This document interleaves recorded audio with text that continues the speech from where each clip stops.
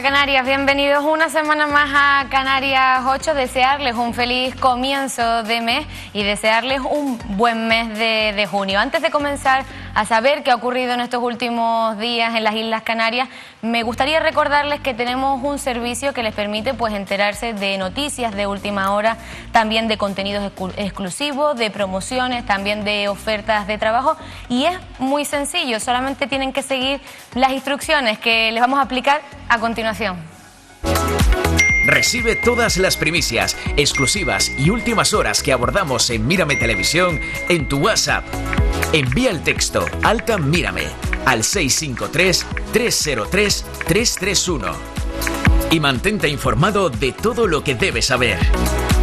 Recuerda, envía Alta Mírame al 653-303-331. Mírame, Televisión de las Islas Canarias. Ya saben, es muy sencillo, tienen que coger el WhatsApp mientras nos están viendo, mientras que me acompañan esta tarde en el Canarias 8 y enviar Alta Mírame a ese WhatsApp que salía en pantalla. Y nosotros vamos a comenzar el recorrido por las Islas Canarias, precisamente por Gran Canaria, porque los bomberos de Las Palmas de Gran Canaria han decidido constituir un comité de huelga para definir un calendario de movilizaciones con el que pretenden que el grupo de gobierno de Las Palmas de Gran Canaria atienda sus peticiones de mejora de medios materiales y de medios humanos. Saludamos a Víctor Monzón de Comisiones Obreras. Víctor, buenas tardes. Hola, buenas tardes.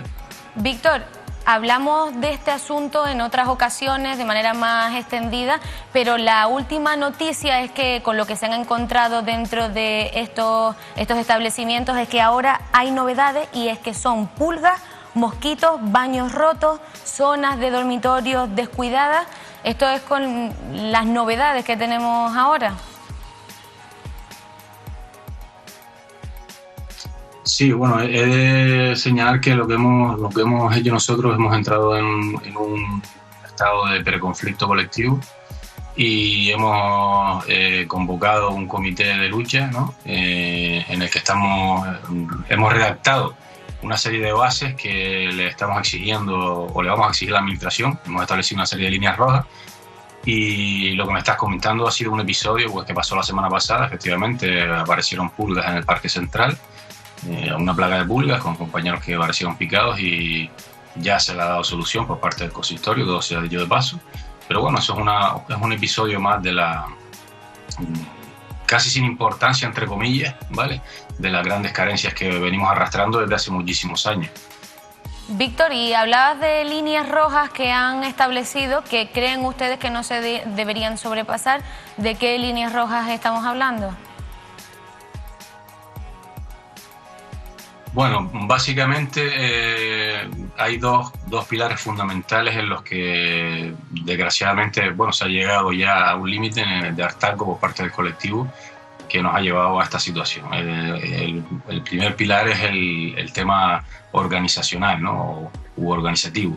Es decir, estamos recibiendo, tenemos un acuerdo de permiso, de regulación de permiso firmado con la administración, de manera que nosotros, que estábamos prestando voluntariamente esas horas estructurales para que el servicio funcionara debido a la carencia de personal que tenemos, como digo, de hace muchísimos años, no se nos está respetando. Se están suspendiendo permisos y licencias continuamente, argumentando el que no se puede cumplir con los mínimos establecidos en los parques. Pero claro, no se puede cumplir porque la administración no ha cumplido, valga la redundancia, en sacar en tiempo y forma, en prácticamente 2 legislaturas, las oposiciones que tenía que haber sacado en su momento. Ha sacado por último una remesa de 31 compañeros que están en formación, pero ni mucho menos van a paliar el déficit que tenemos de personal, dado que se están jubilando compañeros prácticamente mensualmente, casi, por decirlo de alguna manera, y tenemos una edad media de 50 años. Es decir, que estamos en una situación muy grave. Por lo tanto, una de las líneas rojas es esa, ¿no?, el incumplimiento de permisos, por una parte, y el tema organizativo, por el trato de determinados mandos con el personal, que ha llevado al hastío y no solo al hastío y al cansancio, sino a riesgos macroeconómicos o psicosociales. Es decir, hay un ambiente muy tóxico en el personal que está llevando a muchos compañeros a tener un estrés emocional altísimo, y no podemos continuar en esta situación. Y otro pilar fundamental es, como dije antes, el personal. Es decir, tenemos que sacar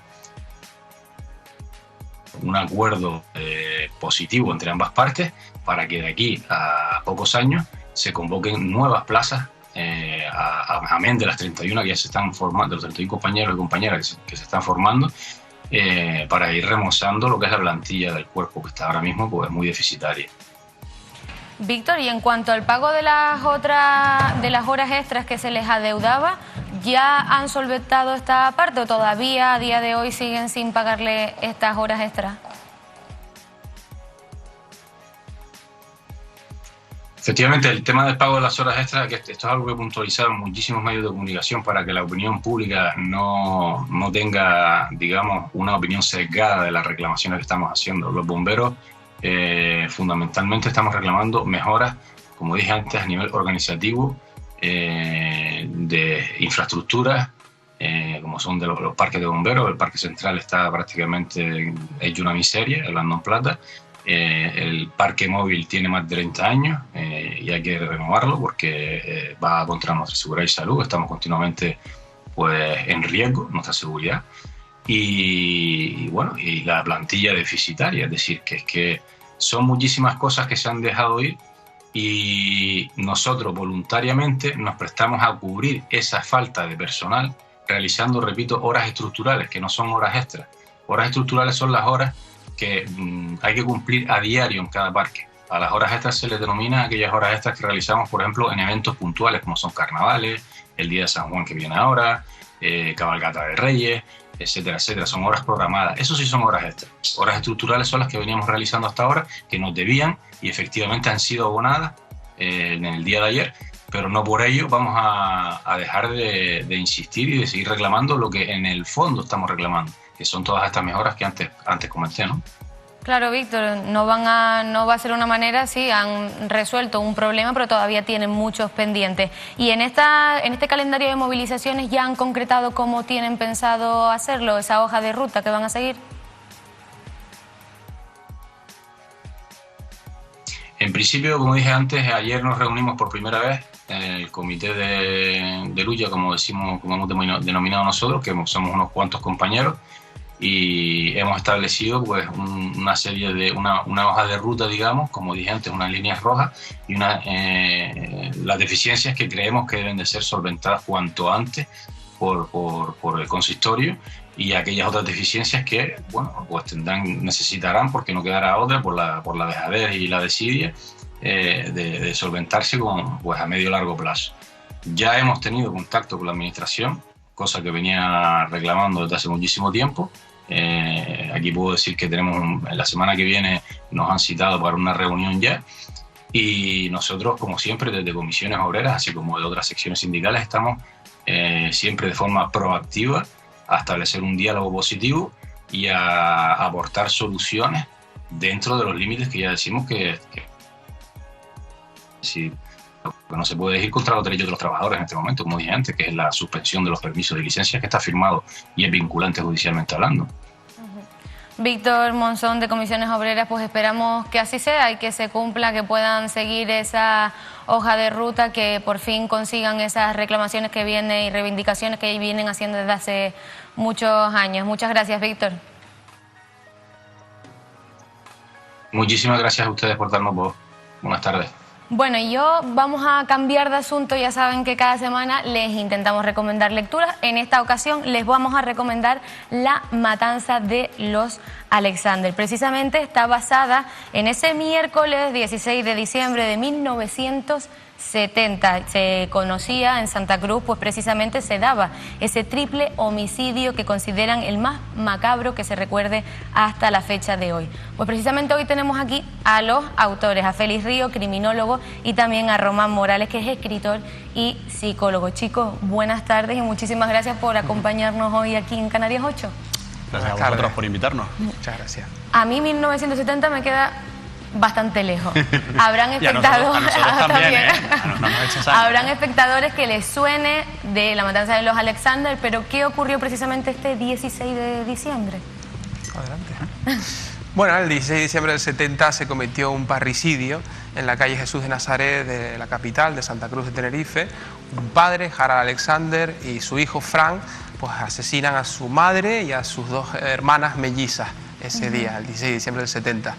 Y evidentemente todo bajo un marco, digamos, de esquizofrenia paranoide, esquizofrenia delirante, que tenían tanto el padre como el hijo diagnosticado, ¿no?, a nivel psiquiátrico, ¿no? Hablábamos de que es el caso, uno de los casos más macabros hasta la fecha, pero es llamativo porque no se conoce mucho. O sea, es verdad que, bueno, hay a personas que les suena, pero no es tan conocido para la magnitud que tiene. Hay que tener en cuenta que en 1970 estábamos todavía terminando la dictadura, el nivel de información era mínimo y estaba despegando lo que es el turismo en Canarias, ¿no? Entonces tampoco interesaba de cara a la opinión pública dar un trasfondo muy importante a este asunto, ¿no? Porque se hubiese refrenado, ¿no?, toda esa corriente turística que empezaba ya a emerger ya desde los 60, ¿no?, pero sobre todo en los años 70. Entonces el flujo de información fue mínimo. Fíjate que hicimos un trabajo importante, ¿no?, revisando lo que son los archivos periodísticos, aparte de que tuvimos acceso al expediente judicial en exclusiva. Y solamente los periódicos que había en su época, que eran El Día y La Tarde, eran los dos periódicos que había, tenían noticias, pero eran bastante vagas. De hecho, cuando lo comparábamos con el expediente judicial, veíamos que difería algo la realidad judicial, que es la realidad del crimen, con respecto a la realidad periodística, ¿no? Pero ten en cuenta que se consideró el crimen del siglo. Es el crimen más importante cometido durante el siglo XX en Europa. Durante el juicio vinieron corresponsales de diarios importantes alemanes a cubrir en directo el juicio. Lo que pasa es que aquello se enterró un poco en el pasado de Santa Cruz de Tenerife, un poco pues en esa época, ¿no? Pero Félix, también, no sé si lo compartirán conmigo y Román también, claro, en ese momento, por lo que comentabas anteriormente, la dictadura, no, pues esa censura, pero a día de hoy tampoco se conoce mucho, para eso va a estar el libro, pero tampoco se ha trascendido como debería, para lo que es. Sí, bueno, hay que tener en cuenta que nosotros fuimos los que rescatamos un poco del baúl de los recuerdos este caso, ¿no? De hecho, ha sido presentado en otros programas de televisión, hemos estado en prensa, pero es verdad que hablas con gente de Santa Cruz, nos pasaba a Román y a mí, él recordará muchas anécdotas en aquella época, de gente del barrio que a lo mejor decía, sí, yo me acuerdo que mi abuelo comentaba que allí, encima de la mercería del escudo, ¿era? Sí. Encima de la mercería del escudo, hay unos alemanes que hicieron una escabechina terrible y tal. Pero sí es verdad que ha quedado un poco aparcado fuera del ámbito, digamos, del recuerdo canario. Otros casos, por ejemplo, sobre los que hemos trabajado, como el de Dámaso el Brujo, sin embargo, sí, todo el mundo los conocía, ¿no? Más mediático, quizá, el caso de Dámaso, ¿no? En este caso yo creo que por la crueldad, en la época en la que se cometió, fue tan atroz, por eso, como bien dijo Félix, pues se denominó el crimen del siglo, pero creo que fue tan horrible, además en ese marco turístico de los años 70, el boom en Santa Cruz, casi una ciudad muy pequeñita, donde estaba todo comenzando a emerger, ¿no?, desde un punto de vista turístico, económico, comercial, etcétera, ¿no? De manera que evidentemente, pues sí, en el inconsciente de todo el mundo queda como relegado en la sombra, como cualquier conflicto, ¿no? Y a la hora de recabar la información, claro, para traernos hoy este libro, imagino que tarea sencilla pues tampoco ha sido, ¿no? Bueno, la verdad es que no. Ten en cuenta que los archivos judiciales en Canarias no todos se conservan.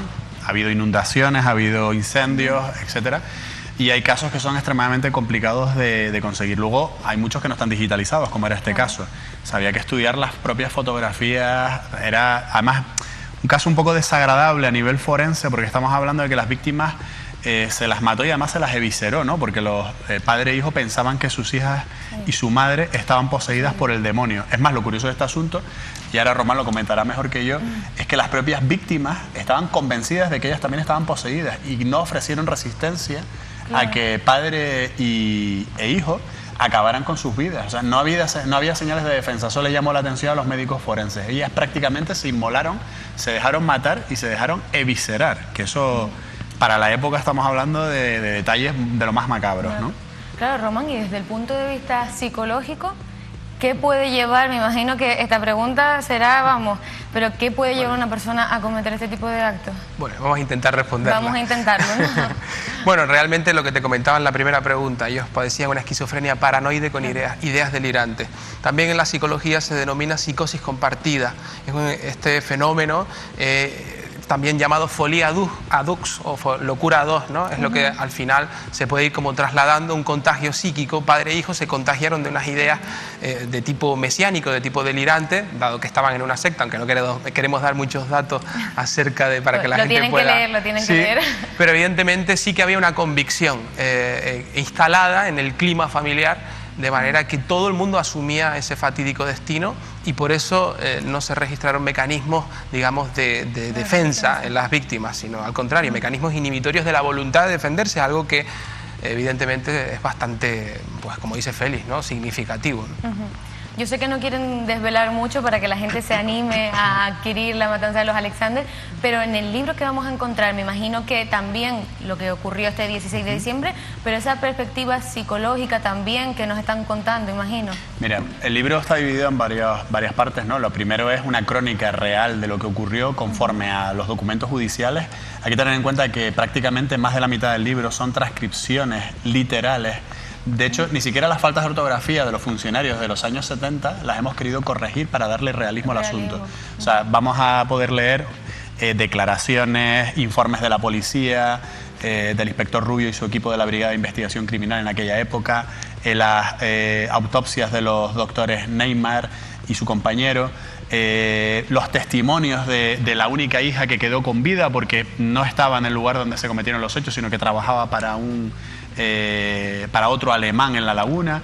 Vamos a ver todo eso. Luego, aparte, vamos a ver una cronología muy interesante que nos va a describir paso a paso qué fue lo que ocurrió. Luego hay un análisis exhaustivo desde la psicología por parte de Román y desde la criminología por mi parte, pero legible. O sea, no pensemos que esto es un libro técnico para expertos. Que no vamos a leer. Lo puede leer cualquiera que lo va a entender perfectamente. Nosotros, Román y yo, somos de los que hablamos canario real y entendible. Y luego hay una parte muy interesante, que es un informe que hizo un psiquiatra en aquella época austríaco que conocía a los Alexander y que entonces hizo un informe sobre todos los antecedentes familiares de Harald y de Frank. Y es muy interesante porque podemos ver la historia de esa familia desde la posguerra, de la Segunda Guerra Mundial, a la entrada en una secta importante que era la Sociedad Lorber, de donde empezó a venir toda la fantasía que se fusionó con esa enfermedad mental de la que habla Román, y vamos a poder conocer todo ese trasfondo, ¿no? Contado muy bien. La verdad que yo creo que es una lectura entretenida. No solo para la gente de Santa Cruz, que le gusta la historia. Hay que conocer lo que ha pasado en Canarias en general y en este caso pues en Santa Cruz. Se decía que la historia de un país y de una región es la historia de sus crímenes, entonces hay que conocerla, claro. Hay que contarla. Oye, ¿qué pasó después con el padre y el hijo? ¿Qué fue de ellos después? Bueno, estuvieron internados en un centro psiquiátrico penitenciario durante más de 20 años y luego a partir de ahí, ya como habían cumplido condena, uno antes y otro después se marcharon a Hamburgo. En relación a lo que estaba queriendo decir Félix, que es un apunte que no quiero que se me escape, la importancia de tener un contexto global, histórico, ¿no? Que en el libro se refleja con todo lo que comentaba Félix que aparece en él, sobre todo también hacer énfasis también en la idea de cómo hay un árbol genealógico en cada uno de los progenitores, en Harald y en Dagmar, que también trae toda una serie de patologías como trasfondo y que luego eso se termina plasmando en las generaciones posteriores, ¿no? La verdad que la lectura pinta bien, pero para los espectadores, ¿dónde la pueden conseguir? Pues está publicado a través de Amazon, o sea que poniendo La matanza de los Alexander, bien escrito, como digo yo, con la A mayúscula, aparece, ¿no? Y si no, también tenemos un correo electrónico por si alguien lo quiere adquirir, dedicado por los autores. Que lo estamos viendo ahora mismo. Exacto, losalexanderlibros@gmail.com. Es un libro difícil de conseguir, yo creo que eso también le da un valor añadido. Así que bueno, tú tienes la suerte que te hemos regalado ese. Tengo este, así que yo tengo la suerte de que lo voy a leer y ya les contaré. Pero no lo leas esta noche porque si no, te aseguro que no vas a dormir, ¿eh? No, y dormir sola tampoco, entonces no me lo recomiendo para dormir sola, no. Chicos, muchísimas gracias y bueno, esperemos que sea todo un éxito. Ya me consta que está siendo un éxito y esperemos que así sea y que así nuestros espectadores pues conozcan la historia de Santa Cruz y de Canarias en general. Muchísimas gracias. Gracias a vosotros por traernos. Gracias. Nosotros seguimos y vamos a contarle la historia precisamente de un padre de la isla de Tenerife, un padre de una paciente con trastorno de conducta alimentaria. Él se llama Tony Arteaga y ha decidido pues iniciar una recogida de firmas para que se abra ese primer hospital de día en Canarias. Vamos a saludarlo. Tony Arteaga, buenas tardes. Hola, buenas tardes. Antes de hablar de, bueno, esta recogida de firmas que decía, quiero conocer más de ustedes, de tu hija. Tu hija, si no me equivoco, tiene 26 años, ¿verdad?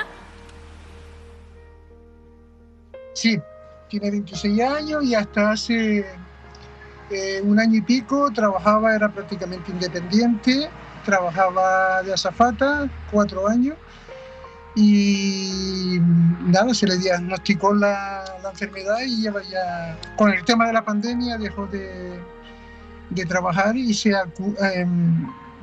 acusó más aún el trastorno de la conducta alimenticia.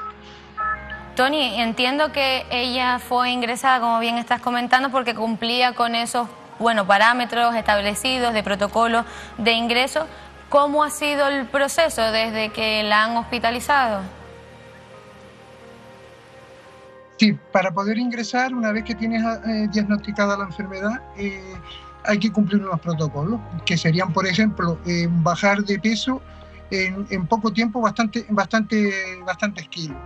Tener mi hija tener un intento de suicidio, por ejemplo, también el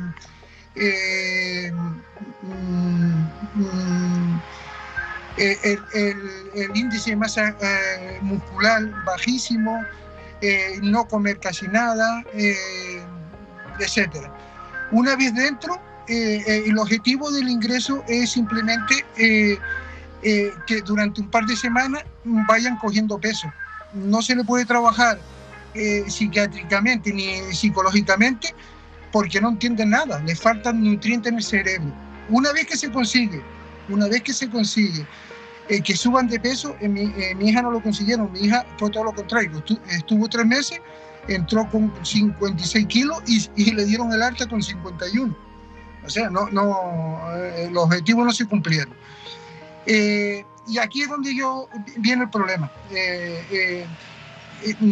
Una vez que sale del hospital, el tratamiento lógico sería el hospital de día, que sería, no es construir físicamente un hospital, es en toda Canarias, dejar un par de pabellones, un par de, ¿cómo se dice?, plantas para chicos con este problema, para que puedan a lo mejor sean enviados a sus casas y 3 veces, por ejemplo, 3 veces o 4 veces por semana, acudir al hospital donde se le hace un seguimiento psiquiátrico y psicológico.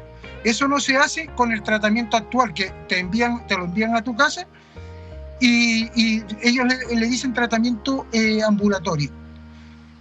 Te lo citan cada 15 días, si tienes suerte, porque puede ser más tiempo.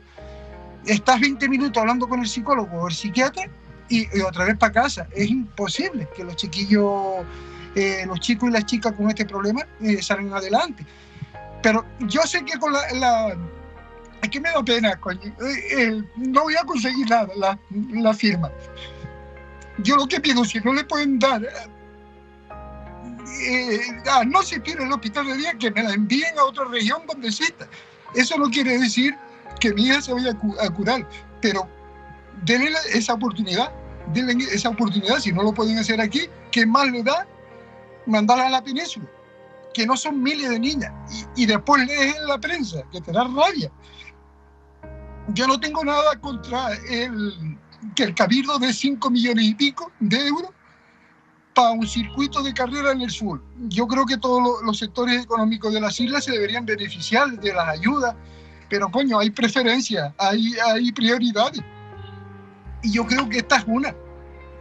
Con 5.200.000 euros, no solo mi hija, sino yo creo que todas las chicas enfermas de Tenerife y su familia incluso podrían ser desplazadas a la península y que le den esa oportunidad, que tenemos derecho, joder.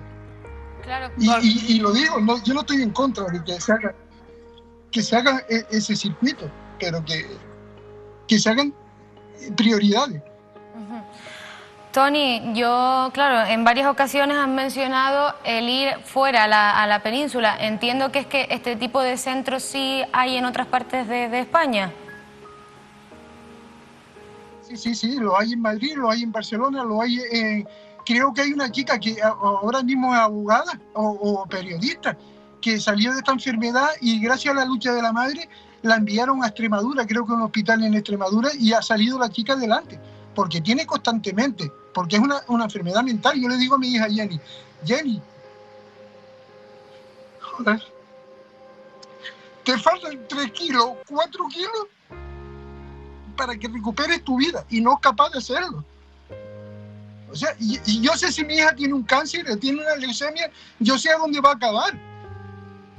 Pero por 3 o 4 kilos que suba, vuelve a recuperar tu vida y no puede. Por eso digo yo no, y estaremos, es mental, es psiquiátrico, porque sería de tonto no subir, dejarte morir por 3 o 4 kilos. Necesita ayuda. Yo en mi casa no se lo puedo dar, le puedo dar todo el cariño del mundo.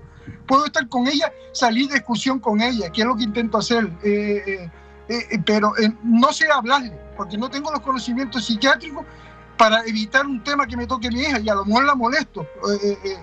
Es que, vamos, y te da pena verla acostada, cuando tiene crisis de ansiedad, acostada en la cama, y mi niña, levántate, y que va, ella quiere salir, pero no puede. No puede. Tony, yo estoy escuchándote y no he querido ni intervenir, sino dejarte que te expreses para que nos cuentes, para que así, pues, es lo que decías, también te da rabia tener que acudir a los medios de comunicación para hacer este llamamiento, pero no te queda de otra por luchar precisamente por tu hija. Pero, Tony, quiero saber cómo los espectadores de Mírame Televisión Canarias podrían ayudarlos a ustedes y otras muchas familias que sufren este tipo de problemas. ¿Cómo pueden ayudarlos en esa recogida de firmas? Eso, mi niña, eso no se va a conseguir nunca. Una propuesta vecinal como esta necesita muchas firmas. Y yo lo que quiero es que se haga visible este problema, porque muchas familias con este problema ni siquiera, porque trabajan, el matrimonio trabaja, ni siquiera saben que la hija tiene, sí, le dicen que es anorexia, pero no le explican lo que es la anorexia, y estarían en el mismo problema que yo. No le sabemos hablar a nuestros hijos, no tocarle los temas porque tan igual la molesta por tocarle un tema de comida, y simplemente yo he sacado ahora unas camisas porque me gusta hacer senderismo y que me vean por los montes, a mí y a mi hija, con que la anorexia no es come. Anorexia es tratarla con una salud mental adecuada, no la que hay aquí en Canarias. Y tampoco entiendo a los médicos. Yo sé que hay médicos que son buenos, como en todas las profesiones, mediocres y malos, pero coño, yo no sé qué tipo de contrato les une al hospital, por ejemplo, que es el único centro que yo sé. Yo no sé si ellos, porque ellos me dicen que están tratando desde hace años lograr el hospital de día. Que yo no sé si el contrato, al alzar la voz, los pueden echar a la calle, pero coño, únanse, joder, que son niños, joder. Yo me tengo que morir antes que mi hija. ¿Cómo se va a morir mi hija primero que yo? Es que es absurdo. Tiene mucho que vivir, yo lo he vivido, ya he vivido todo mucho, y he hecho de todo, pero mi hija no, joder. Tony. Y es indigno que se dé millones y millones de euros y no monten una prioridad un hospital de día. Es que es terrible, es terrible. Tony, pues ojalá que te hayamos ayudado en a hacer visible el caso de tu hija, pero de otras muchas familias, y ya sabes que Mírame Televisión Canarias está abierta, y ojalá que pronto podamos dar buenas noticias en cuanto a ese hospital de día. Muchísimas gracias, Tony. Gracias a todos, muy amable, gracias. Bueno, y vamos a cambiar de asunto, precisamente porque ya se los dije al principio del programa, les deseaba un feliz mes de junio. Ya dentro de poquito, pues los peques de la casa ya estarán de vacaciones de verano, y precisamente Centros Vitality les trae una alternativa que ya se las adelantamos en otra ocasión, pero hoy se las vamos a recordar y vamos a especificarles qué tiene este campamento de verano de Centros Vitality. Y para ello me acompaña Alberto Blanco, director y terapeuta ocupacional de Centros Vitality. Alberto, muchísimas gracias por estar hoy aquí en el Canarias 8 de nuevo. Buenas tardes, ¿qué tal?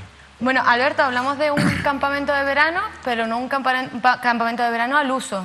Es un campamento de verano diferente. Sí, la verdad que sí. Como sabes, nos dedicamos a toda la parte de la rehabilitación y el neurodesarrollo, y hace ya 5 veranos lanzamos una idea de ocio inclusivo, de intentar dar opciones a las familias de que tuvieran posibilidades de verano, que no existían tantas como puede haber para otro tipo de población, y nos lanzamos a este proyecto que es muy bonito, muy gratificante, pero que lleva mucho esfuerzo detrás, y la verdad que este año ya es la 5ª edición y lanzamos eso, una escuela de verano que es intensiva. Dentro de esta escuela de verano ya están incluidas terapias individualizadas y atención de grupos muy pequeños y reducidos para que hayan objetivos terapéuticos para seguir avanzando con todos los chicos que se apunten y que quieran estar con nosotros. Alberto, yo precisamente te iba a preguntar, te iba a decir, es el primer año, pero no, 5 años que lleva ya este campamento. Me imagino que fue el primer campamento que se hizo en este sentido. ¿Fue el primero en Canarias? Entiendo que éramos de los primeros. No quiero ponerme medallas, sino éramos de los primeros. Es verdad que no habían alternativas, y sucede porque la conciliación laboral y personal de la familia era inviable, y no habían opciones para niños que tuvieran más dificultades, en los que un campamento al uso no era una medida para ellos, porque estaban perdidos, no habían actividades tan concretas para ellos, y los campamentos, pues bueno, manejan un número de niños bastante alto. Nosotros lo que hicimos y propusimos desde el primer año es a un ratio muy bajito, en el que pudiéramos atenderlo individualizadamente cuando hay sesiones terapéuticas, y en los grupos que fueran un ratio súper bajo. Nos distinguimos por ello, porque tenemos como máximo un monitor cada 3 niños, eso es muy bueno, claro. Y encima tenemos auxiliares sobre esos 3 niños, entonces hay mucho personal para intentar que sea lo más intensivo y que tenga el mayor beneficio posible durante esa época estival. Alberto, ¿y rango de edad? ¿Hay un rango de edad concreto para los peques?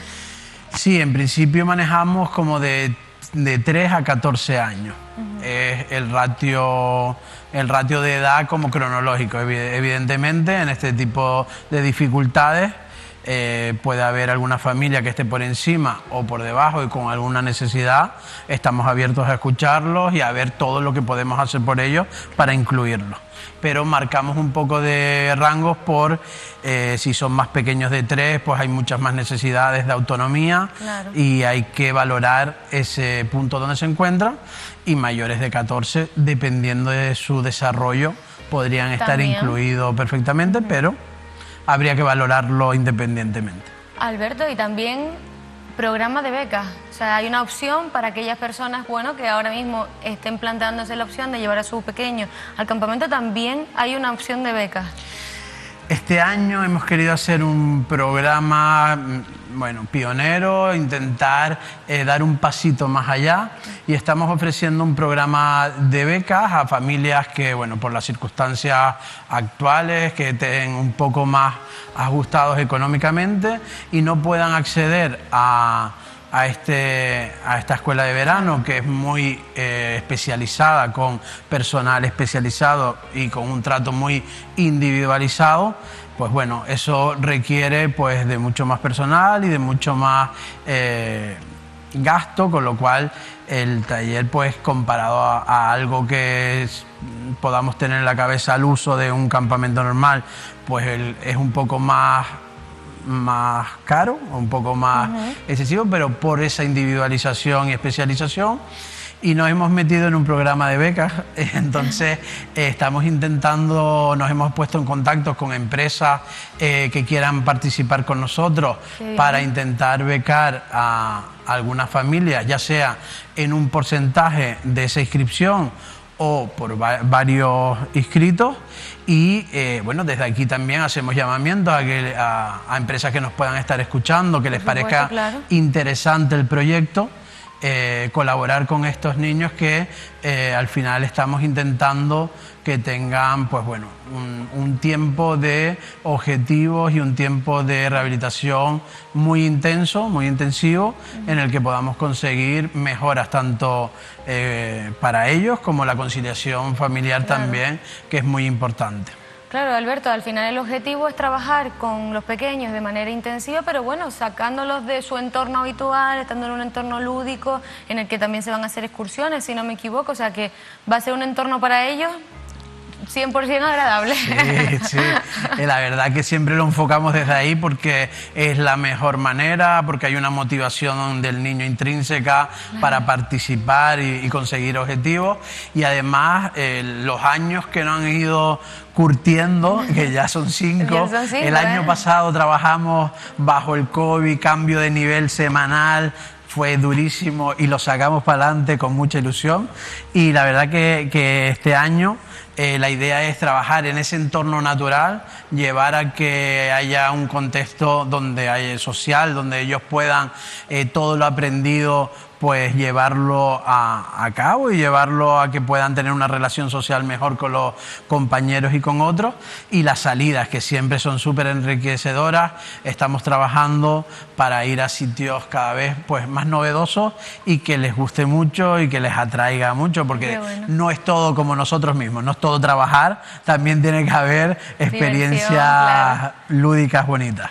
Alberto, ya saben más o menos, ¿nos puedes adelantar dónde va a ser, en qué las excursiones hacia dónde van a ser? ¿Nos puedes adelantar algo de eso? Sí, claro. El periodo es del 27 de junio al 29 de julio.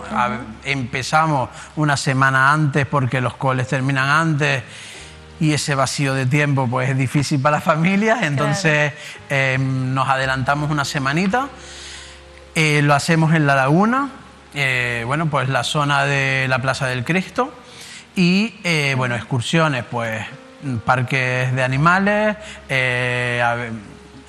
hangar del aeropuerto, estamos trabajando para ir a fábricas de lácteos y demás. Al final tiene un montón y luego parques que siempre visitamos de otras ediciones en el que trabajamos en la naturaleza, actividades lúdicas y en conjunto con todos los grupos que participan. Claro, porque Alberto, yo me imagino que ese parón para los niños que están en terapia no tiene que ser muy beneficiario, por decirlo de alguna manera, y también que los padres que se quedan, claro, los niños ya no están yendo al cole, no saben cómo, entonces me imagino que ese parón no les beneficia mucho. No, y sobre todo que el tiempo, 2 meses es demasiado parón para ellos. Claro. Nosotros trabajamos en el que puedan tener un parón relativo, como todos, ¿no? Y como todos los niños, pero un parón tan largo, incluso ya tenemos llamadas de inscritos en el que te lo contaban. El año pasado no fue muy bueno para ellos, el inicio escolar posterior fue bastante duro porque fue demasiado tiempo sin actividad, sin una rutina. Date cuenta que ellos necesitan, en muchos de los casos, una rutina, una estabilidad para saber un poco su día a día y que no haya un descontrol en su manera de hacer. Claro. Y la verdad que te lo decían, con tanto tiempo libre, al final el arranque en septiembre va a ser mucho más duro y más costoso para ellos, y muchas veces lo que ocurre es que objetivos ya conseguidos hay que volver a retomarlos atrás. Entonces esto es una ventana abierta a poder trabajar y seguir con los objetivos que tenían en el curso, incluso mejorarnos. Nosotros nos sentamos con todas las familias, ya sean que vengan que lleven el curso con Vitality o que vengan de otro centro. Trabajando ciertos objetivos en el que nos sentamos con la familia y continuamos con ese objetivo, ya sea de logopedia, de terapia ocupacional, de fisioterapia. Tenemos todos los especialistas que trabajan con nosotros dispuestos a estar arriba con las dificultades de cualquier usuario que quiera venir al campamento. Alberto, y lo más importante, los papis y las mamis que nos estén viendo, ¿cómo pueden informarse para inscribirse? Vale, supongo, como ven ahí, tienen el contacto, ya sea el correo como el teléfono, y luego a partir de ahí veríamos las necesidades, qué tipo de terapias individuales necesitan, y les pasaríamos un formulario para rellenar todo ese tipo de cuestiones individualizadas, ya que pueden ser que necesiten ayuda a la comida, que necesiten ayuda para la medicación, todo ese tipo de cosas que no ocurren en otros campamentos al uso porque son más grandes. Nosotros las reflejamos para poder hacer y trabajar con ellos, con lo cual pasamos un formulario bastante exhaustivo y a partir de ahí empezar con toda la parte lúdica, pero que al final es trabajar con ellos, pues bueno, muy gratamente y con mucha intensidad. Alberto, pues mucho ánimo y que se lo pasen, como se dice, pipa. Muchas gracias y espero que todo el que quiera o el que se haya quedado con un poco de duda, que contacte con nosotros, que se lo aclaremos. Ahí tienen los teléfonos y también cualquier duda que quieran, también nos las pueden hacer llegar a Mírame Televisión Canaria, que nosotras se lo transmitimos a Alberto. Alberto, muchísimas gracias. Gracias por invitarme otra vez. Vale. Y nosotros vamos a seguir hablando precisamente de la isla de Lanzarote, porque en estas últimas semanas pues el tema estrella ha sido los rallies, y precisamente el desencadenante ha sido de Melsa, si no me equivoco, esa cancelación del rally Isla de los Volcanes. De Melsa, buenas tardes. ¿Qué tal? Buenas tardes, Lidia. Pues sí, este tema, como bien has dicho, compañera, ha sido y es todavía, porque sigue siendo noticia, a pesar de que ha pasado ya como 3 semanas aproximadamente, sigue siendo el tema estrella en la isla de Lanzarote. El rally Isla de los Volcanes se ha cancelado, así lo conocíamos el pasado 29 de abril, se suspendió precisamente 24 horas antes de la celebración de esta prueba deportiva. Uno de los motivos, que así lo han señalado desde el Cabildo de Lanzarote, ha sido porque por uno de los tramos, una de las zonas por donde se supone que pasaría el rally Isla de los Volcanes, pues se encontraba en periodo de nidificación de la ahuara. Eso ha sido uno de los motivos. Como comprenderán, pues todo esto ha armado revuelo principalmente entre los aficionados del mundo del rally y también en la propia organización. Pero Lidia, hoy tenemos aquí al consejero de deportes del Cabildo de Lanzarote, Alfredo Mendoza, para que nos aclare bien esta situación. ¿Qué tal? Buenas tardes, Alfredo. Buenas tardes, Elsa. Buenas tardes a todos los que vayan. Bueno, Alfredo, casi un mes después todavía sigue siendo el tema estrella en la isla, como dice bien mi compañera Lidia, y uno de los motivos que se dio en su día ha sido y es porque se encontraba en periodo de nidificación de la ahuara por uno de los tramos donde pasaría el rally, ¿no? Sí, efectivamente, pues prácticamente un mes casi después de la no celebración del rally Isla de los Volcanes, pues seguimos pues hablando, ¿no?, del asunto, porque yo creo que es una cuestión que nos ha preocupado a todos muchísimo. El motivo principal básicamente fue el periodo de nidificación que coincidía con las fechas de la prueba.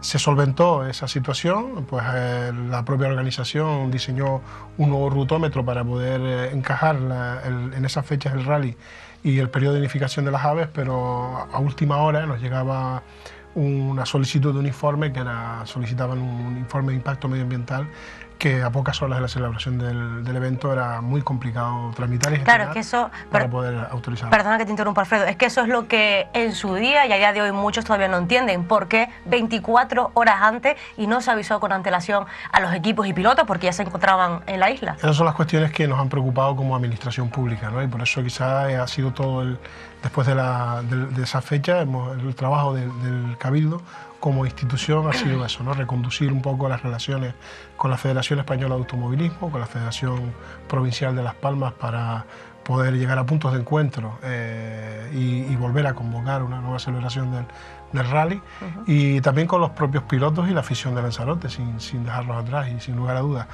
Y quizás ha sido el gran problema que ha tenido la administración pública en este caso, que no solo en este evento, sino en muchos eventos vemos como estamos acostumbrados que llegan las pruebas, llegan los conciertos, llegan las ferias y llegan las actualizaciones en el último momento. Entonces no podemos permitirnos el lujo como administración de tener a promotores o federaciones esperando al último momento para tomar una decisión si cancelar o no una prueba de este tipo. Entonces nos hemos puesto las pilas en ese aspecto, hemos modificado la gestión del propio Cabildo para que sean otros órganos más ágiles los que tengan que dar esas autorizaciones, y con el cumplimiento, como es obvio, de la ley a la que se basaba este caso, que era la ley del suelo, la 80.2, el artículo 80.2 de la ley del suelo, que regulaba los espacios naturales para la celebración de la rally en este caso.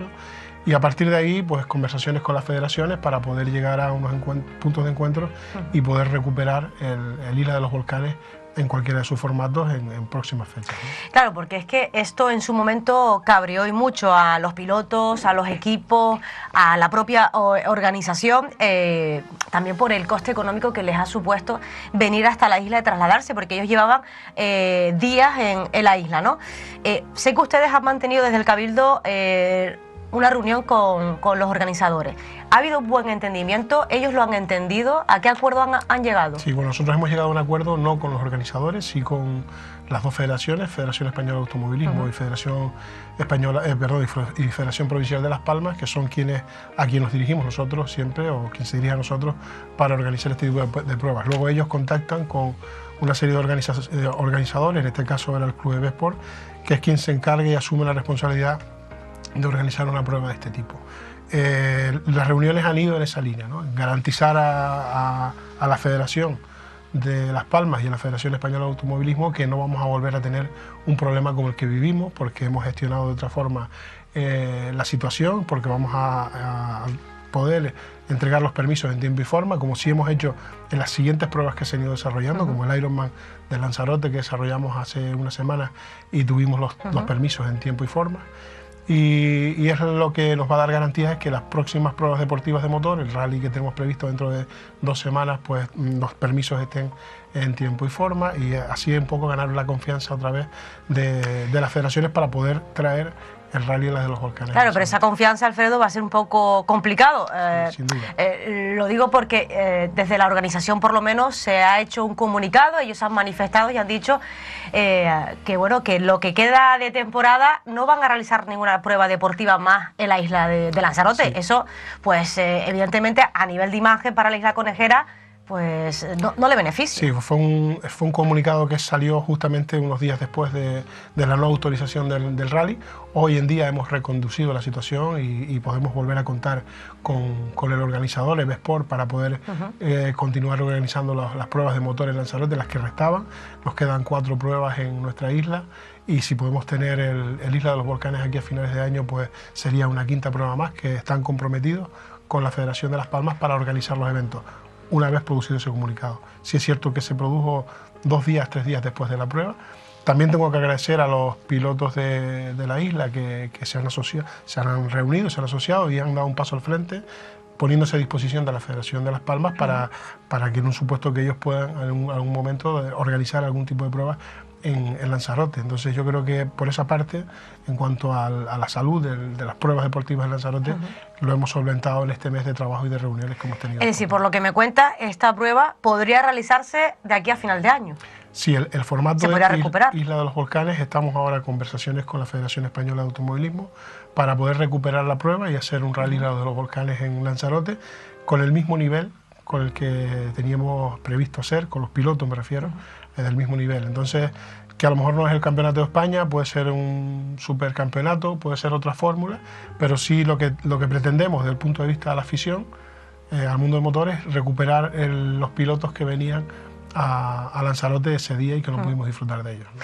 Está claro que la cancelación de esta prueba, Alfredo, pues ha traído consecuencias como ella o como otras, pérdidas económicas, ¿no? Sobre todo para los equipos, porque muchos sabemos que han invertido miles de euros para poder venir a la isla y hacer esta prueba, y ahora la pregunta sería, los pilotos, los equipos, ¿a quiénes reclaman la indemnización? ¿Al Cabildo? ¿A la organización? ¿Cómo está ese asunto? La verdad que es un procedimiento que ahora mismo desconozco. Nosotros hemos hablado directamente con la Federación se ha puesto en contacto con el organizador en este caso.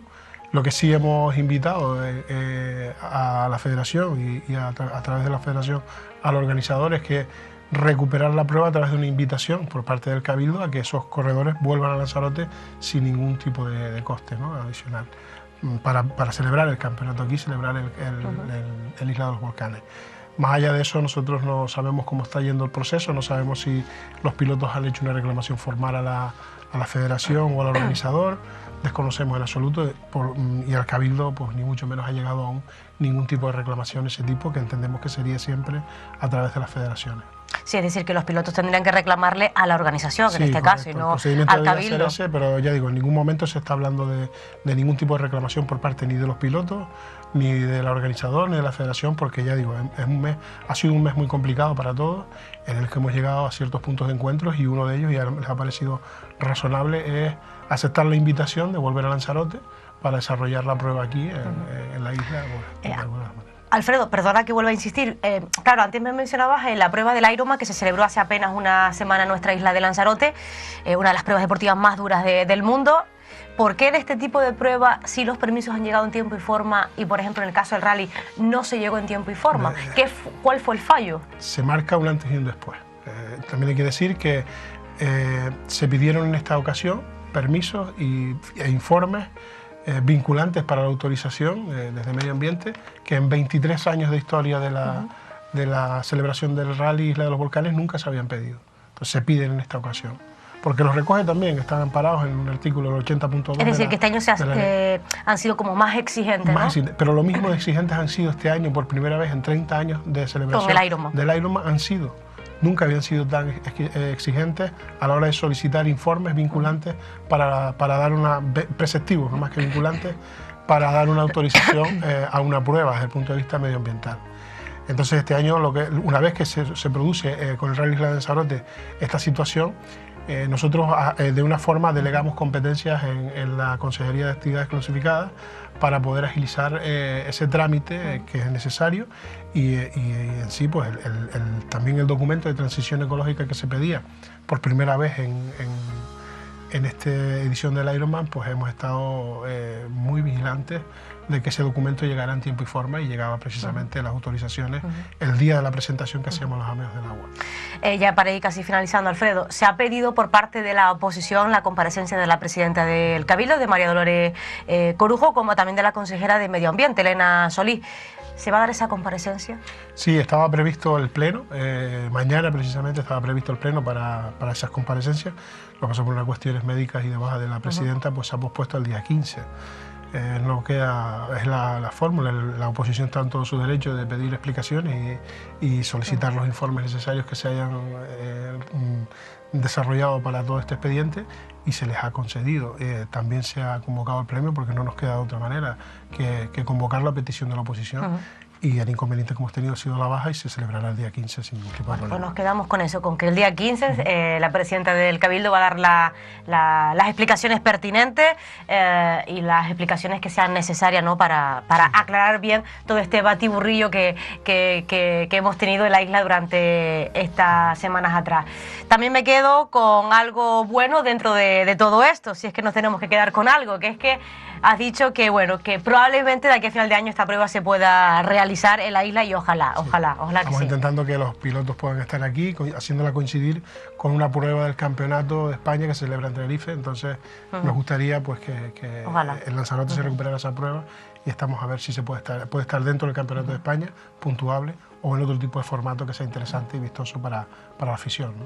Pues Alfredo, muchas gracias por habernos atendido en esta tarde en el Canarias 8, así que muchas gracias, que tengas buena tarde. Igualmente. Pues compañera Lidia, ya lo ves, lo decíamos al principio, un tema que sigue siendo un tema estrella en nuestra isla, a pesar de las semanas que han pasado después de conocer esa cancelación del Rally Isla de los Volcanes el pasado 29 de abril. Así que estaremos muy pendientes y a ojo visor de lo que pueda pasar de aquí a final de año, a ver si se cumple con lo que se ha dicho, en este caso por parte del consejero, poder celebrar esa prueba.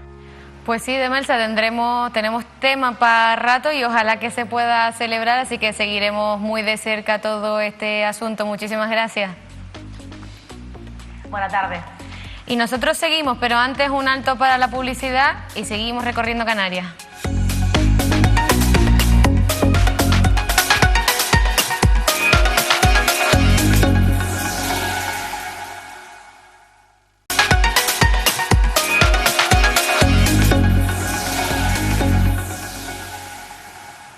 Bueno, comienza la cuenta atrás ya para esa celebración de la Tenerife Blue Trail 2022, precisamente, que comienza este día 2 de junio y el próximo 4 de junio veremos precisamente a la Asociación Objetivo Diagnóstico también presente en esta Tenerife Blue Trail 2022. Vamos a saludar a la presidenta de la Asociación Objetivo Diagnóstico, Carmen Sáez. Carmen, buenas tardes. Hola, buenas tardes. Carmen, antes de hablar de esta carrera que se va a celebrar en Tenerife, me gustaría saber más sobre la asociación. ¿Qué es la Asociación Objetivo Diagnóstico? Pues mira, la Asociación Objetivo Diagnóstico es una asociación que nace ante la necesidad de visibilizar la problemática que tienen las personas sin diagnóstico. Son son enfermos con múltiples patologías que no entran en ningún sitio, ni siquiera en la administración, al no tener epígrafe. Entonces, es más allá de ponerle un nombre a la enfermedad, o es más allá de saber lo que tienes. Es la importancia de tener un hueco y que te puedan ayudar, porque ahora mismo ni siquiera puedes acogerte a ninguna ayuda, no puedes acogerte a nada. Entonces, esto nace hace 8 años, unos papás tenían a su hija, Sofía, que es un poco el espíritu del nacimiento de esa asociación, no tenía diagnóstico y se encontraban ante la problemática de que no tenían ningún tipo ni de ayuda, ni ningún tipo de asociación donde acogerse, tenían múltiples patologías, pero no daban con lo que tenía. Entonces se encontraron muy solos. Entonces nace Objetivos Diagnósticos con la intención de visibilizar todos estos problemas y acompañar a todas las familias que se encontraban ante esta situación, bien fuesen niños o bien fuesen adultos, porque nos hemos dado cuenta que un enfermo sin diagnóstico no nace con esta enfermedad, en cualquier momento de su vida puede aparecerle. Entonces, digamos que esa es nuestra filosofía y nuestra máxima prioridad, que todo el mundo sepa lo que es vivir sin un diagnóstico. Nosotros tenemos un lema, bueno, tenemos dos. Dime. No, dime, que te interrumpía. No, digo que nosotros tenemos un lema que sin diagnóstico no hay pronóstico, porque hasta cualquier enfermedad, por cruel que sea o por complicada que sea, porque a nosotros no nos gusta decir ni graves ni nada así, palabras como muy derroteras, pues por muy complicada que sea cualquier enfermedad que existe, tiene un pronóstico, sabes lo que va a pasar con tu vida, sabes a qué te vas a enfrentar, sabes dónde puedes pedir esas ayudas, qué tipo de terapias, qué tipo de tratamientos que son más beneficiosos para tus patologías. Hoy en día nuestros pacientes están tratados por síntomas, entonces es muy difícil saber si cubriendo esos síntomas, porque les están dando medicaciones paliativas, van a poder parar esas enfermedades, y más allá de eso si van a poder mejorar o qué va a pasar con ellos. Carmen, y como decía, el próximo día 4 de junio los vamos a ver presentes en esa Tenerife Blue Trail. Sí, antes de nada agradecer a la organización que ha pensado en nosotros. Tenemos varios pacientes allí, varios socios de la asociación en Tenerife, y nos habéis dado esta gran oportunidad. Nosotros, yo estaré a partir del viernes, nos encontraremos en Tenerife, vamos a tener allí una carpa que nos ha cedido la Blue Trail, que estamos encantados, y estaremos encantados de explicarles a cada uno que se acerquen a contarles nuestros proyectos, porque ahora tenemos un proyecto muy chulo que va a ayudar a muchísima gente, precisamente para eso, para cortar el tiempo de espera de los diagnósticos y poder diagnosticar algunos de los que hay. Tener en cuenta que hay 7.000 enfermedades raras, y cuando tú padeces una, no te pueden diagnosticar con unas pruebas normales y corrientes. Tienen que ser un poco al descarte. Primero tú empiezas con unos síntomas y ellos empiezan a compararlos con los síntomas más comunes que hay. Cuando se terminan esto, entonces ya empiezan con los descartes. Empiezan a coger enfermedades raras, las más raras, y así pues van comparando, y por comparativas y descartes van diagnosticando. En el mundo hay 7.000 enfermedades raras, con lo cual para cualquier profesional de la sanidad poder diagnosticar una enfermedad de este tipo resulta muy farragoso, y en el tiempo pues se puede alargar, pues no sé, tenemos pacientes que han estado 8 años esperando un diagnóstico. En estos momentos en la asociación tenemos gente que lleva 14 años, gente que lleva 20, gente que lleva casi toda su vida esperando un diagnóstico, saber qué le pasa, saber cómo puede por lo menos paliar los síntomas, porque ya las curas son bastante complicadas, porque son enfermedades, en casi todas son degenerativas o muy incapacitantes, con lo cual llegamos un poco tarde, y lo que nosotros necesitamos es que todo esto se acorte en el tiempo. Claro, Carmen, yo me imagino que la participación en este tipo de carreras a ustedes les beneficia precisamente para dar a conocer la asociación, y en este caso pues cumplir con ese objetivo que se marcan desde la entidad. Sí, la verdad es que sí, porque todo lo que no se conoce no existe. Entonces, lamentablemente nos estamos encontrando incluso con profesionales, médicos, ATS, psicólogos, muchísima gente que cuando le dices tengo una asociación de personas sin diagnóstico, te dicen, a ver, ¿cómo puede ser en el siglo XXI que estamos, que el hombre llega a la luna y que no se diagnostique una enfermedad? Pues sí, todavía estamos en estas tesituras. Incluso con los nuevos estudiantes de medicina, que tenemos en breve varias ponencias, precisamente por eso, porque cuando tú entras a las facultades de medicina, pues es enfermedad, diagnóstico y tratamiento. Pero cuando ese diagnóstico no llega, pues ahí se rompe la cadena. Entonces es un poco así como... Y contaros todo eso, pues la verdad es que es como sensibilizar un poco a toda esta situación. Tú no puedes entrar, no sé, tú tienes una degeneración cognitiva, pero como no tienes una degeneración por golpe, pues no entras en muchos centros de terapia de rehabilitación cognitiva, porque tienen que ser por golpe, no pueden ser degeneración por enfermedad. Las medicaciones pues suelen ser medicamentos huérfanos o medicamentos experimentales, que son muy difíciles de acceder a ellos, son muy costosos en su mayoría, casi muchas medicaciones se las tienen que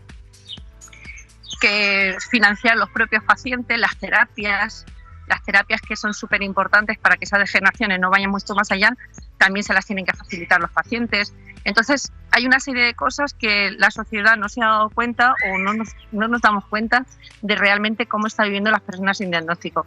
Yo muchas veces hago una reflexión en voz alta, que creo que es una reflexión buena en estos momentos, que cuando empezó el COVID, ahí estuvimos unos meses con una incertidumbre tremenda, la gente no sabía lo que tenía, la gente no sabía si podía coger el COVID, si no podía coger el COVID, y ahí estuvimos unos 4 o 5 meses que nadie sabía lo que iba a pasar con esta enfermedad. Se pusieron las pilas, investigaron, medicación y todo. Pues esos 5 meses hay gente que los está padeciendo 20 años, 14 años, 8 años.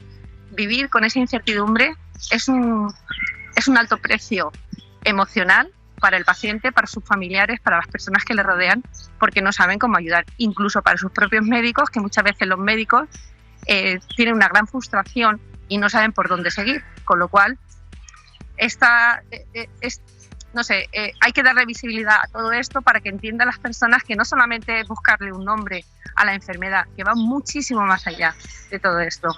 Carmen, pues muchísimas gracias y que sea todo un éxito la participación de ustedes. Un saludo. Un saludo. Esperamos veros por allí y poder saludaros en persona. Muchísimas gracias por vuestra atención y por hacer un poco esa problemática vuestra. Pues nosotros vamos a seguir precisamente por la isla de La Palma con nuestro compañero Jorge Pino, que ya está al otro lado del teléfono para contarnos las novedades de la Isla Bonita. Jorge, buenas tardes. Buenas tardes, Lidia, buenas tardes a todos. Y si me lo permiten, las otras 7, la más bonita. La más bonita. Jorge, la semana pasada ya adelantábamos que iban a haber novedades precisamente en el Ayuntamiento de Los Llanos de Aridane, y las hay novedades. Sí, las hay, y la verdad es que no resultan, a mí por lo menos no me resultan agradables, pero bueno. El miércoles pasado hubo un pleno ordinario y el punto número 2, si no recuerdo mal, era una moción presentada por Coalición Canaria para la creación de una comisión de investigación por presuntos contratos irregulares después de la erupción volcánica, después de que se acabó el volcán, o sea, a partir del 25 de diciembre. Estamos hablando de enero hasta ahora. Si no recuerdo mal, pues una de las cosas que se mencionaban era 56 contratos a una sola empresa de limpieza. Entonces, claro, Coalición Canaria pidió esta comisión de investigación, el resto de los grupos de la oposición la apoyó también, pero el grupo de gobierno la rechazó, que está en todo su derecho, cuidado. Claro, Jorge, ¿y ahora esta comisión qué conllevaría? Bueno, lo que conlleva es que no sepamos nada, porque claro, hay, según evidentemente Coalición Canaria, hay indicios de irregularidades, No hablamos de delitos, sino de irregularidades de momento. Claro, yo creo que cuando presumimos, y no solo me refiero al Ayuntamiento de Los Llanos, porque hay más instituciones que lo hacen, de la transparencia, de su calificación en la transparencia, no entiendo por qué no se puede realizar esta comisión. Claro. La oposición se quedaría tranquilo, los vecinos nos quedaríamos tranquilos también, y no pasaría de ahí. O sea, yo no sé, me resulta un poco extraño, y cuando veo la actitud, por ejemplo, en la que la portavoz del Partido Popular del Grupo de Gobierno, Lorena Hernández Labrador, que además es la presidenta de la Comisión de la Recuperación de la Isla, el tono que empleó para contestar a esta propuesta, no sé, noto nerviosismo y no entiendo el porqué, o quizás no lo quiero entender.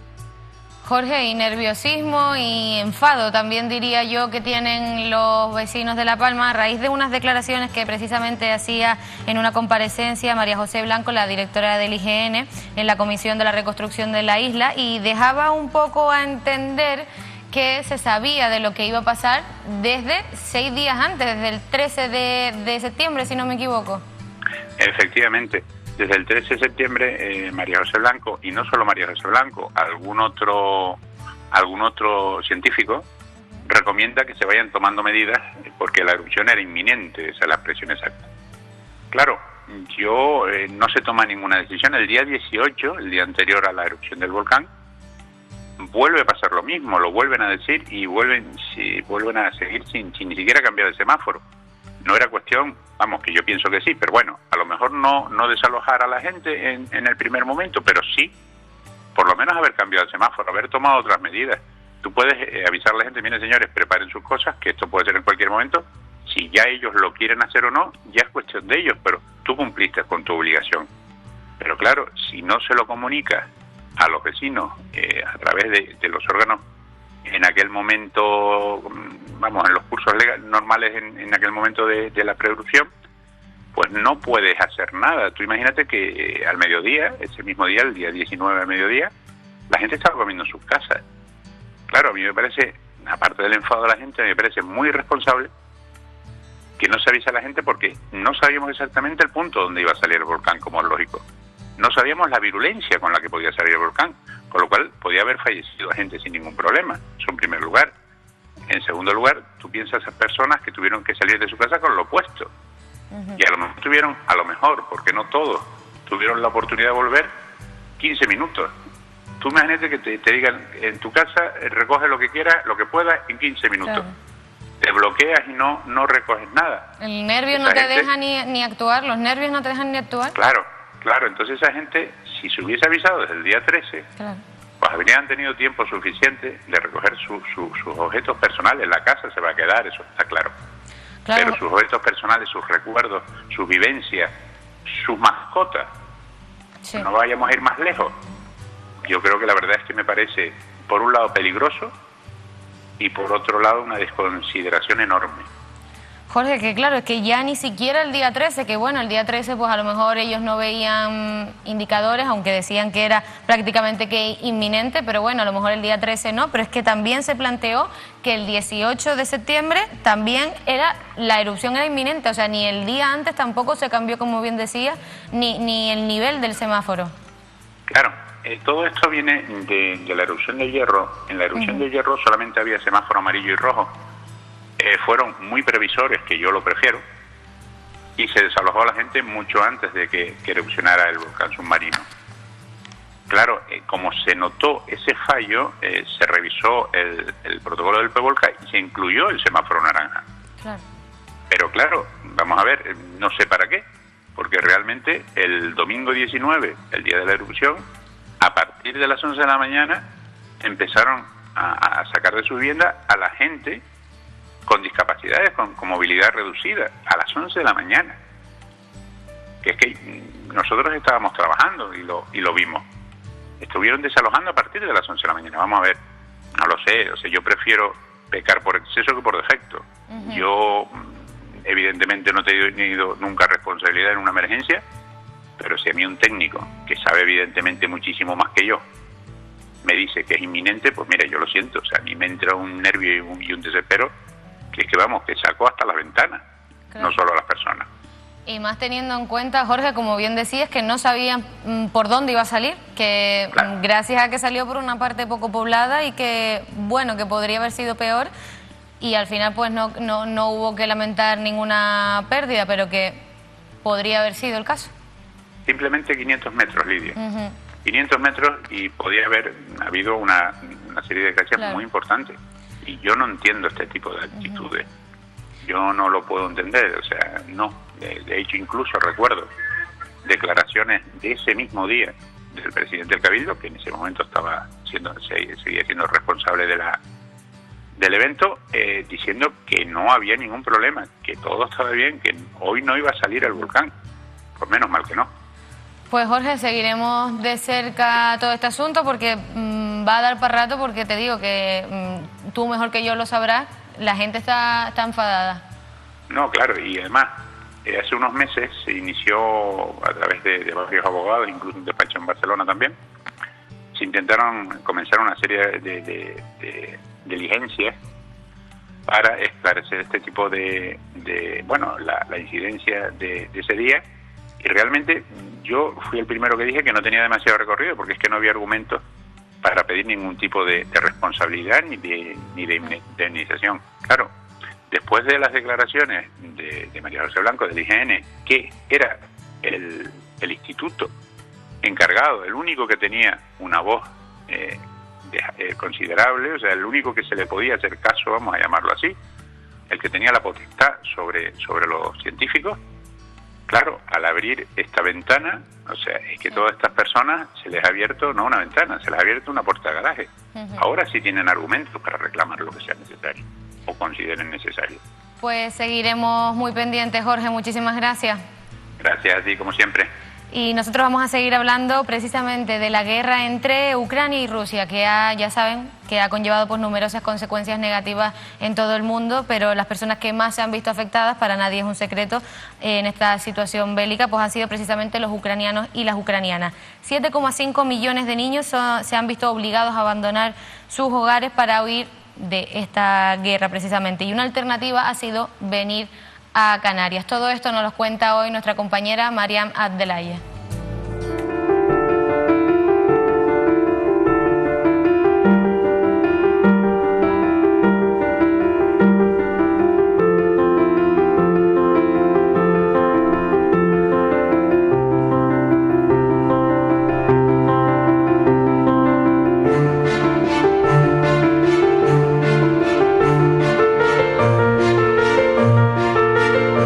Debido a la guerra entre Rusia y Ucrania, más de un centenar de ucranianos han llegado como refugiados a las Islas Canarias. Esto ha sido posible gracias a la iniciativa que surgió entre el Club Rotary de Puerto de la Cruz y la Asociación Canarias con Chernóbil. Marian García San Juan, responsable de la Asociación Canarias con Chernóbil, nos va a explicar cómo se ha desarrollado el proceso de llegada y acogida. Esta iniciativa surge a raíz de que a través de Canarias con Chernóbil nosotros hace más de 20 años traíamos a niños para saneamiento del desastre de Chernóbil a Canarias, verano y Navidad. Con la pandemia y con la entrada de Rusia en la guerra, Bielorrusia apoya y entonces no podíamos traer a nuestros niños y se suspende toda la iniciativa. Entonces se me ocurrió que por qué no ayudábamos a los refugiados de Ucrania. Entonces al principio el proyecto parecía impresionante, que no lo iba a lograr, pero me puse en contacto con un amigo que tengo en Rotary Puerto de la Cruz y ellos me ayudaron a través de su presidenta Yuta y les pareció una iniciativa muy bonita y que quién sabe que podíamos lograrlo. Ellos nos pusieron en contacto a su vez con Vinter y lo que parecía más difícil de todo, que era el avión, fue lo que primero nos dijeron que sí podían, que ellos nos fletaban un avión y lo importante entonces era buscar a las familias. Gracias a Dios las familias las encontramos a través de la propia ONG y se fueron sumando al proyecto y en un principio un proyecto que parecía muy chiquito se fue haciendo muy grande y logramos traer a la isla a 116 refugiados, no solo a familias de acogida nuestras, sino también a gente que desinteresadamente nos dejó sus pisos para que acogiéramos también a esas familias. O sea que es un proyecto maravilloso que salió adelante no solo a la iniciativa de Rotary y a la iniciativa de Vinter, sino a todas las familias que nos apoyaron y gracias a ellas hemos conseguido que hoy este proyecto se haya hecho realidad. Formamos un equipo no solo en Tenerife, tengo que decir también que también en Las Palmas de Gran Canaria hay 8 familias que están acogiendo, entonces se fueron sumando hasta el último momento. De hecho, nosotros viajamos unos días antes hasta Cracovia, 3 miembros de la ONG, 1 miembro de Rotary y 2 miembros de la tripulación de tierra de Vinter, y allí también nosotros nos recorrimos campos de refugiados, incluso llegamos hasta la frontera de Ucrania y en esos campos de refugiados también habían familias ucranianas pendientes de coger el avión, que también las encontramos allí. Fue un proceso enriquecedor, vamos a decirlo así. Muchos canarios se han sumado a esta iniciativa mostrando su generosidad al acoger a familias ucranianas en sus casas. Montserrat Delgado Díaz es una de las personas que ha prestado su ayuda. Somos realmente una familia. En casa hay 7, en la casa donde yo coordino, Hay 7 y bueno, pues estupendamente bien. 2 mamás y 4 adolescentes. 3 adolescentes, una niña y una ya de 25 años. Y bueno, yo creo que están contentas. Nosotros también estamos muy contentos. Yo particularmente, que soy la que más lo saco y bueno, y estamos muy felices. Y yo creo que ellos también. Ruslana es una de las refugiadas que vive en la casa que coordina Montserrat. Para llegar a Tenerife junto a su hija pequeña tuvieron que trasladarse a Leópolis y permanecer allí 2 meses, en una de las zonas más afectadas por la guerra, hasta poder cruzar la frontera y llegar a Canarias.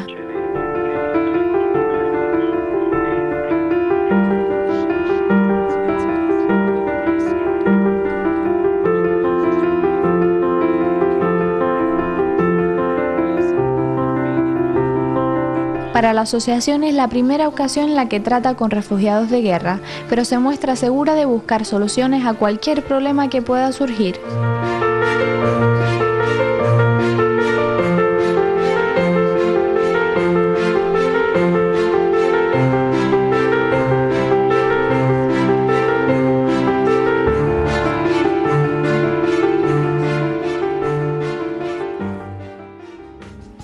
Estamos llegando ya casi al final del programa, pero no podemos acabar sin antes hablar de salud. Y como ya saben, siempre para hablar de salud lo hacemos con Ortopedia TID. Y en este caso también lo vamos a hacer con Alejandro Noda, que él es fisioterapeuta. Y con Alirio, que no, yo dije Ortopedia TID, pero no dije Alirio ni dije nada. Alirio, buenas tardes. Buenas tardes. Alejandro, buenas tardes. Buenas tardes.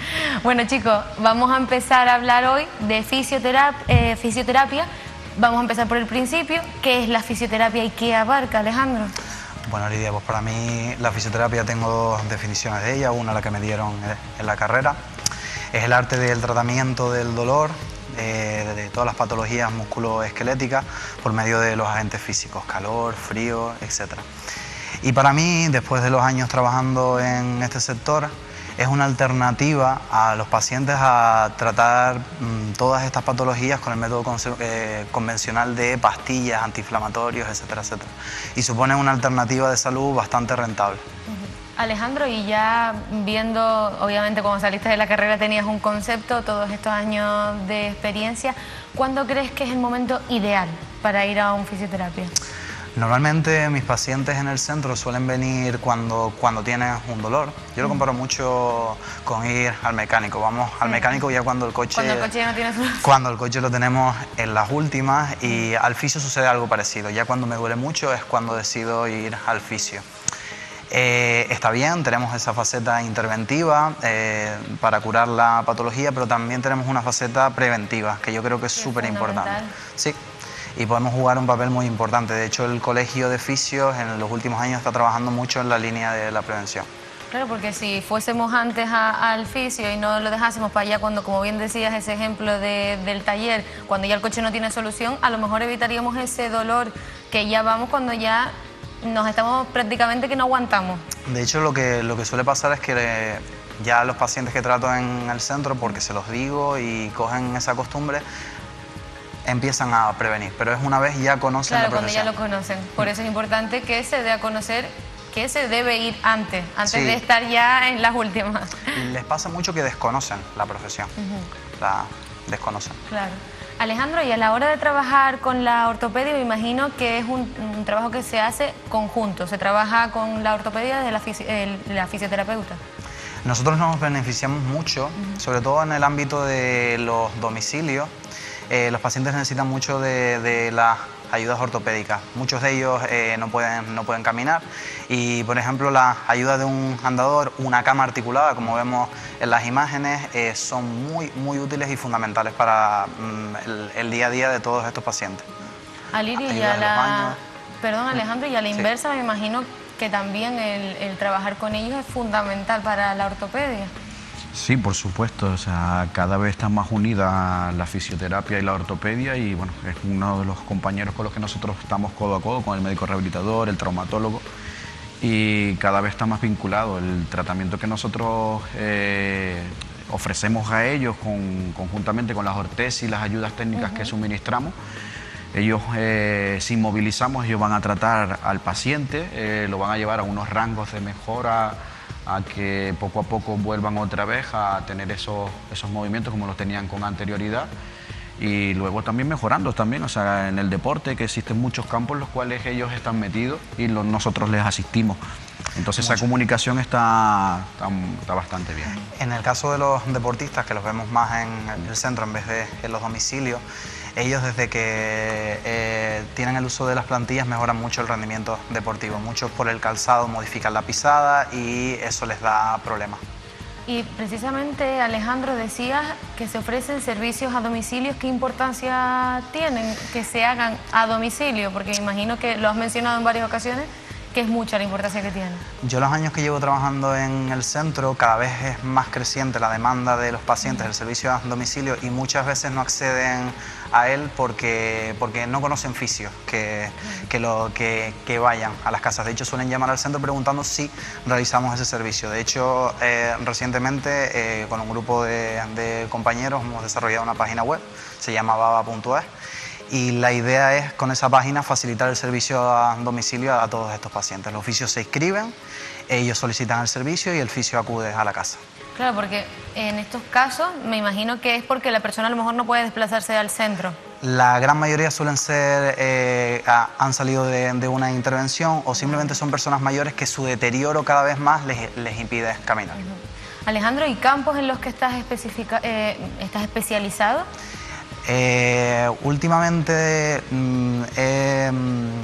me he interesado más por la fisioterapia vestibular porque es la fisioterapia que se especializa en todos aquellos pacientes que sufren de mareo y de vértigo, porque comprobé que una gran mayoría de los pacientes que trataba sufrían de dolores de cuello y de hombro y muchas veces el cuello solo lo tratamos haciendo caso a los músculos y no pensamos que en el oído interno también tenemos el vestíbulo, que es un aparato que regula el equilibrio y que se lesiona y provoca muchos problemas, dolores de cabeza, etcétera, etcétera.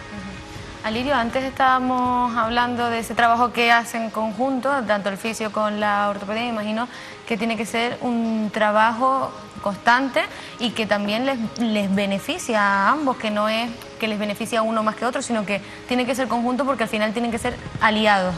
Sí, por supuesto. Como comentaba Alejandro, cuando nosotros les suministramos un producto, ellos van a hacer que el mismo producto, o sea, que mejore. ¿Vale? O sea, no es dejarlo con la inmovilización, sino llegar, retirarlo y que el paciente vuelva a recuperar sus rangos de movimientos, de mejora, y todo va en conjunto. O sea, que para nosotros es muy importante el fisioterapeuta en la inmovilización. De hecho, y a la inversa.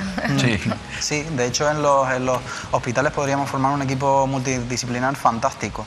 Hay muchos pacientes en el hospital que necesitan de ayudas técnicas y que cuando se les va a pautar dichas ayudas necesitan del asesoramiento del fisio para que le diga, en este caso al ortopeda, le vendría bien esta ortesis, esto, porque quiero conseguir estos objetivos con este paciente. O sea, que se debería aún trabajar más en conjunto. Sí, yo creo que se podría fomentar mucho el equipo multidisciplinar y para el hospital sería muy beneficioso.